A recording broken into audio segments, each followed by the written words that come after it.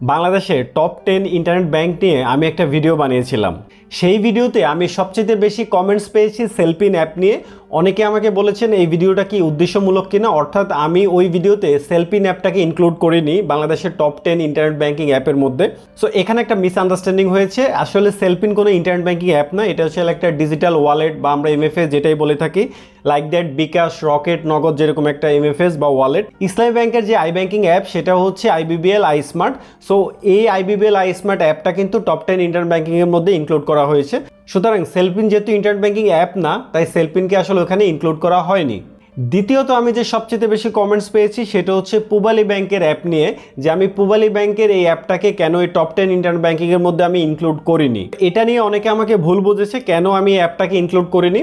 এই উত্তরটা আমি ভিডিও সবার শেষে দিব। তার আগে আমরা এই ভিডিওতে জানবো যে পূবালী ব্যাংকের অ্যাপের মধ্যে কি কি ফিচার আছে বা কি কি ফিচার নেই। তাহলে চলুন আগে আমরা এই পূবালী ব্যাংকের অ্যাপের ফিচারগুলো সম্পর্কে বিস্তারিতভাবে জানি।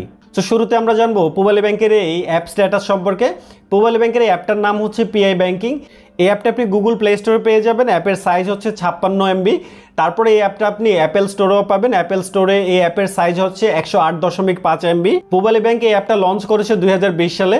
বর্তমানে পূবালী ব্যাংকের এই অ্যাপের অ্যান্ড্রয়েড ডাউনলোড সংখ্যা 1 লাখের বেশি এবং এই অ্যাপের অ্যান্ড্রয়েড এবং আইওএস এর ইউজার রেটিং 4.7। এবার জানবো অ্যাপের রেজিস্ট্রেশন এবং লগ ইন সম্পর্কে। শুরুতে আপনি এই অ্যাপটা আপনি সেলফ রেজিস্ট্রেশন করতে পারবেন, অর্থাৎ রেজিস্ট্রেশন করার জন্য ব্রাঞ্চ বা কল সেন্টার কোনো সাপোর্ট আপনার দরকার নেই, নিজেরটা নিজেই করতে পারবেন এবং আপনি অ্যাকাউন্ট দিয়ে রেজিস্ট্রেশন করতে পারবেন। কিন্তু এই অ্যাপে আপনি কোনো ডেবিট কার্ড বা ক্রেডিট কার্ড দিয়ে রেজিস্ট্রেশন করতে পারবেন না। এই অ্যাপে লগ ইন করার জন্য যে টিপিন ফিচারটা রয়েছে আপনি সেই ফিচারটা এখানে পাবেন, কিন্তু আপনি ফিঙ্গারপ্রিন্ট দিয়ে অ্যাপে লগ ইন করতে পারবেন না এবং রেটিনা বা ফেস দিয়ে আপনি লগ ইন করতে পারবেন। অর্থাৎ এই অ্যাপে আপনি যতবারই লগ ইন করতে চান আপনাকে ইউজার আইডি পাসওয়ার্ড দিয়ে লগ ইন করতে হবে। সো এবার দেবো এই অ্যাপের অ্যাকাউন্ট ফিচার কি কি রয়েছে।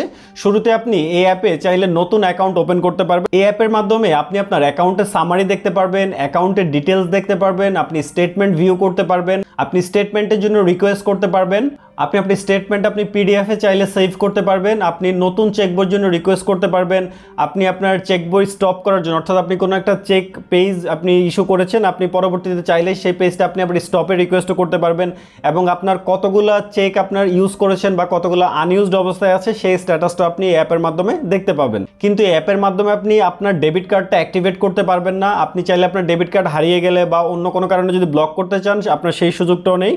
দেন হচ্ছে আপনি যদি আপনার ডেবিট কার্ডের পিন রিসেট করতে চান বা পিন চেঞ্জ করতে চান সেই ফিচারটা এখনও অ্যাভেলেবেল নেই। তারপরে আপনি এই অ্যাপের মাধ্যমে যদি নতুন ডিপিএস বা এফডিআর ওপেন করতে চান সেটাও পসিবল না। তারপরে এই অ্যাপের মাধ্যমে আপনি অ্যাকাউন্ট সার্টিফিকেটের রিকোয়েস্ট করতে পারবেন না, অর্থাৎ যেটাকে আমরা অ্যাকাউন্ট সলভেন্সি সার্টিফিকেট বলে থাকি, সেটা এখানে ডাউনলোডের সুযোগ নেই। দেন হচ্ছে ট্যাক্স সার্টিফিকেট, অর্থাৎ আপনি ট্যাক্স রিটার্ন সাবমিশনের সময় আপনার যে ফাইন্যান্সিয়াল ইয়ারের যে স্টেটমেন্টটা দরকার হয় সেই ট্যাক্স সার্টিফিকেট আপনি কিন্তু এই অ্যাপের মাধ্যমে অ্যাভেলেবেল পাবেন না। সো অ্যাকাউন্টসের শুধুমাত্র যে বেসিক যে ফিচারগুলো রয়েছে আপনি এই পূবালী ব্যাংকের পিআই ব্যাংকিং অ্যাপে শুধুমাত্র আপনি সেই বেসিক ফিচারগুলোই পাবেন। অ্যাডভান্স লেভেলে কোনো ফিচার কিন্তু অ্যাপে এখনও অ্যাভেলেবেল নেই। এবার চলে যাচ্ছি এই অ্যাপে কী কী ধরনের ট্রান্সফার ফিচার রয়েছে। শুরুতে আপনি চাইলে আপনার ওন পূবালী ব্যাংকের অ্যাকাউন্টে ফান্ড ট্রান্সফার করতে পারবেন, আপনি আদার্স ব্যাংকের অ্যাকাউন্টে ফান্ড ট্রান্সফার করতে পারবেন, আপনি বিএফটিএন এর মাধ্যমে ফান্ড ট্রান্সফার করতে পারবেন, এনপিএসবির মাধ্যমে ট্রান্সফার করতে পারবেন এবং আরটিজিএস এর মাধ্যমে আপনি চাইলে অন্য ব্যাংকের অ্যাকাউন্টে ফান্ড ট্রান্সফার করতে পারবেন। এবং আপনি কোথায় কি ট্রান্সফার করেছেন এই অ্যাপের মাধ্যমে আপনি ট্রান্সফার হিস্ট্রিটাও দেখতে পাবেন। কিন্তু আপনি বিকাশ থেকে যে পুল মানি করে আপনার অ্যাকাউন্টে টাকা আনা বা কার্ডে টাকা আনা সেই ফিচারটা এখনও কিন্তু অ্যাভেলেবেল নেই। তারপর আপনি ডিপিএস বা এফডিআর কিন্তু অ্যাপের মাধ্যমে এনক্যাশ করতে পারবেন না, অর্থাৎ আপনি তো অ্যাপের মাধ্যমে ডিপিএস বা এফডিআর ওপেন করতে পারছেন না। আপনি যদি কোনো ব্রাঞ্চে গিয়ে এফডিআর বা ডিপিএস ওপেন করেন সেটা আপনি যদি এনক্যাশ করতে চান অ্যাপের মাধ্যমে সেটাও সম্ভব না, অর্থাৎ তার জন্য আপনাকে কিন্তু ব্রাঞ্চে বা কল সেন্টারে আপনাকে কন্ট্যাক্ট করতে হবে।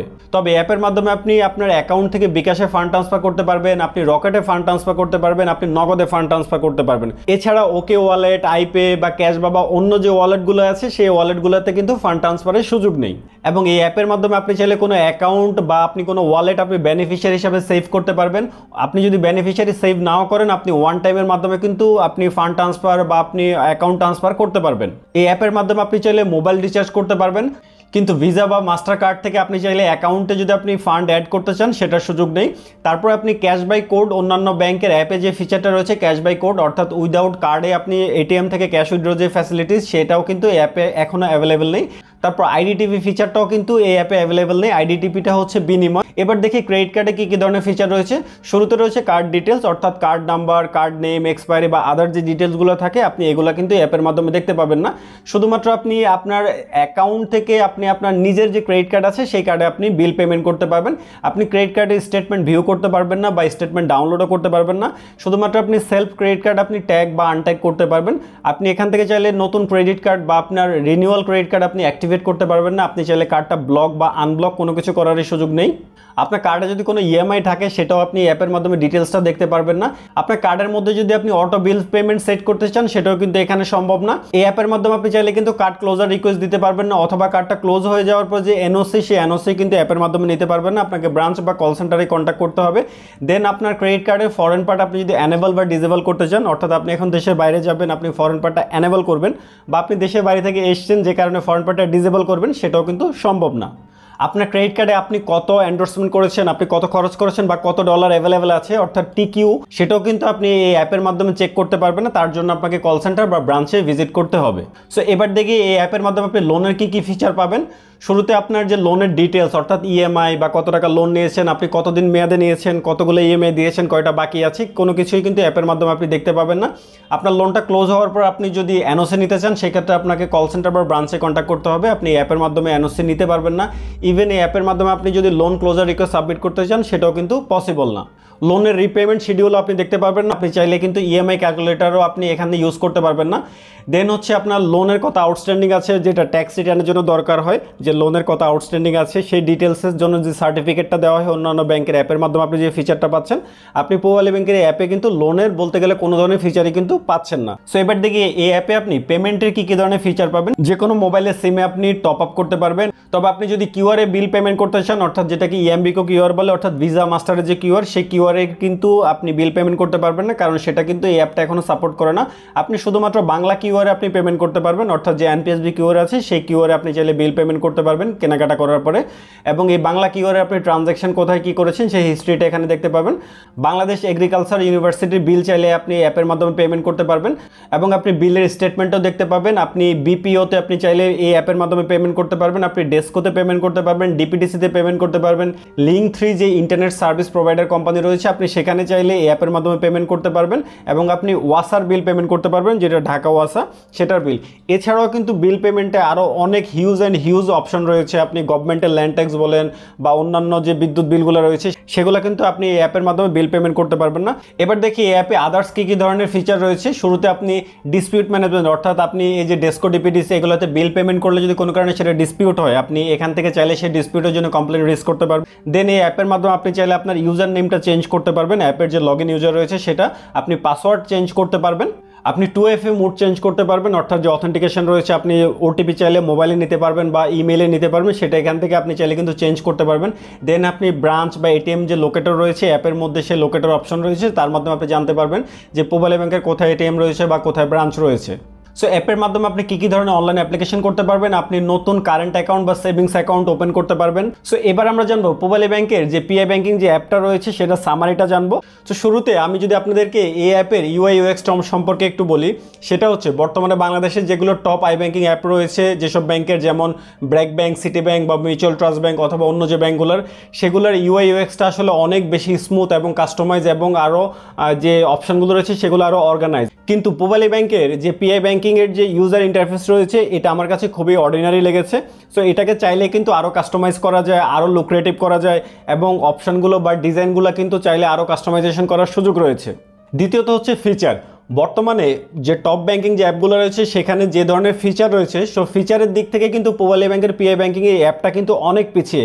আপনি যদি আমার সেই ভিডিওটা দেখেন যে টপ 10 আই ব্যাংকিং অ্যাপ নিয়ে যে ভিডিওটা আছে, এই ভিডিওটার লিঙ্ক আমি ডেসক্রিপশনে দিয়ে দিব, অথবা আই বাটনে ক্লিক করে দেখতে পাবেন, অথবা লাস্ট স্ক্রিনেও আপনি ক্লিক করে দেখতে পারবেন, আমি সেই ব্যবস্থা করে দেবো। সো আপনি যদি সেই ভিডিওটা দেখেন তা আপনি দেখবেন যে ওই ব্যাংকের অ্যাপগুলোতে আসলে কী কী ধরনের ফিচার রয়েছে যেটা আনবিলিভেবল। বাট পূবালী ব্যাংকের পিআই ব্যাংকিং অ্যাপে শুধুমাত্র আসলে আপনি বেসিক ফিচার ছাড়া কোনো অ্যাডভান্স ফিচার আপনি পাবেন না। না। সো অনেকে আসলে আই ব্যাংকিং অ্যাপ বলতে বোঝে যে আমি কাউকে ফান্ড ট্রান্সফার করলাম বা ওয়ালেট ট্রান্সফার করলাম, মোবাইল টপ আপ করলাম। সো এইগুলোর মধ্যে কিন্তু সীমাবদ্ধ না। একটা অ্যাপ হচ্ছে পুরো ফিজিক্যাল ব্যাংকিং এর একটা অল্টারনেট সলিউশন। অর্থাৎ আপনি একটা ব্যাংকের সার্ভিসের জন্য আপনি ব্রাঞ্চে যান, আপনি কল সেন্টারে কন্ট্যাক্ট করেন, সেটার পুরো অল্টারনেট হচ্ছে আপনাকে পুরোটা সাপোর্ট দিবে অ্যাপ। অর্থাৎ অ্যাপের মাধ্যমে আপনি ব্যাংকের ম্যাক্সিমাম ফিচার আপনি কিন্তু অ্যাপের মাধ্যমে উপভোগ করতে পারবেন, সেই পুরো সুযোগটা দেওয়া। সো সেই দিক থেকে যদি আমি বলি তাহলে অন্যান্য ব্যাংকের যে ফিচারগুলো রয়েছে সেই তুলনায় পূবালী ব্যাংকের অ্যাপটা কিন্তু আসলে অনেক পিছিয়ে আছে। সো এই নতুন নতুন ফিচার অ্যাড করতে হবে, নতুন নতুন আপডেট আনতে হবে, মার্কেটে যে যে ধরনের ডিমান্ডগুলো বাড়ছে সেই ডিমান্ডগুলো আপনাকে অ্যাড করতে হবে। অর্থাৎ হচ্ছে কাস্টমারকে আপনি কত ইজিলি আপনি ব্যাংকিং করার সুযোগ দিচ্ছেন, আপনি কতটা এক্সেস দিচ্ছেন, তো সেটার উপর বেসিস করে কিন্তু আপনি আস্তে আস্তে কিন্তু আপনি ফিচারগুলো ডেভেলপ করবেন। আপনার সার্ভিস ফাস্ট হতে পারে, স্মুথ হতে পারে, কিন্তু একটা অ্যাপের মধ্যে কিন্তু আরও অনেকগুলো কোয়ালিটি থাকা দরকার। সো ওভারঅল কোয়ালিটি যখন আমি চেক করেছি, এই পূবালী ব্যাংকের অ্যাপটা আসলে আমার কাছে টপ 10 আই ব্যাংকিং অ্যাপের মধ্যে আসলে জায়গা পায়নি। সো যে কারণে এটা হয়তো অনেকে আমার প্রতি ক্রুদ্ধ হতে পারেন বা অনেকে আমার প্রতি রাগ হতে পারেন, বা আমি হয়তো উদ্দেশ্যমূলক করেছি, আসলে এখানে উদ্দেশ্যমূলক বা কোনো কিছুই না। সো ওভারঅল ইন্টারনেট ব্যাংকিং যে কনসেপ্টটা রয়েছে সেটার উপর বেসিস করে কিন্তু আমার ভিডিওটা বানানো ছিল। সো আপনারা নিজেরা এখন এই ভিডিওটাও দেখেছেন যে পূবালী ব্যাংকের পিআই ব্যাংকিং অ্যাপে কী কী ফিচার রয়েছে। এবার আপনি এই ভিডিওটা দেখুন, এখানে আসলে আদার্স ব্যাংকে কী কী ধরনের ফিচার রয়েছে, তাহলে আপনি পার্থক্যটা বুঝতে পারবেন। যদি কোনো কিছু জানার থাকে তাহলে আমাকে কমেন্ট সেকশনে জানাবেন। ধন্যবাদ, ভালো থাকবেন, কথা হবে পরবর্তী নতুন আরেকটা ভিডিওতে।